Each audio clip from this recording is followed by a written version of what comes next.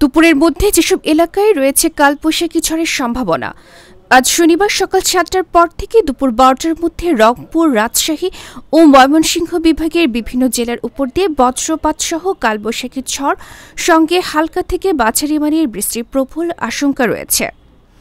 Canada Saskatchewan বিশ্ববিদ্যালয়ের আবহাওয়া ও জলবায়ু বিষয়ক গবেষক মোস্তফা কামাল পলাশ তার ব্যক্তিগত ফেসবুক আইডিতে কালবৈশাখী ঝড়ের পূর্বাভাসে এসব তথ্য জানান।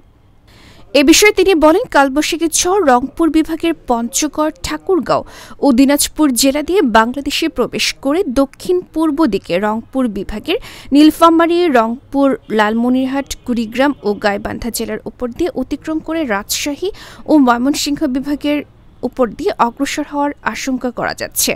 এছাড়া শনিবার সকাল ৭টার পর থেকে দুপুর ১২টার মধ্যে খুলনা, বরিশাল, ঢাকা বিভাগের বিভিন্ন জেলার উপর দিয়ে হালকা থেকে মাঝারি মানের বৃষ্টি অতিক্রম করার আশঙ্কা করা যাচ্ছে। শনিবার সারাদিনই দেশের বেশিরভাগ জেলার আকাশ মেঘাচ্ছন্ন থাকবে। গতকাল শুক্রবারের মতো দেশের মধ্যাঞ্চলের জেলাগুলোর উপর দিয়ে গুঁড়ি গুঁড়ি বৃষ্টিপাতের আশঙ্কা অপেক্ষাকৃত বেশি। কালবৈশাখী ঝড় রংপুর বিভাগের জেলাগুলোর উপর দিয়ে অতিক্রমের সময় বজ্রপাতের প্রবল আশঙ্কা করা যাচ্ছে। ফলে বজ্রপাতের সময় খোলা আকাশের নিচে চলাফেরা কিংবা কৃষিকাজ করা থেকে বিরত থাকার অনুরোধ জানানো যাচ্ছে। এদিকে আবহাওয়া অফিস জানিয়েছে, আগামীকাল রোববারও দেশের বিভিন্ন অঞ্চলে ঝড় বৃষ্টি হতে পারে। এরপর থেকে তাপমাত্রা ক্রমশ বৃদ্ধি পাবে, গরম পড়বে। আবহাওয়া ডেস্ক, গণমানুষের আওয়াজ।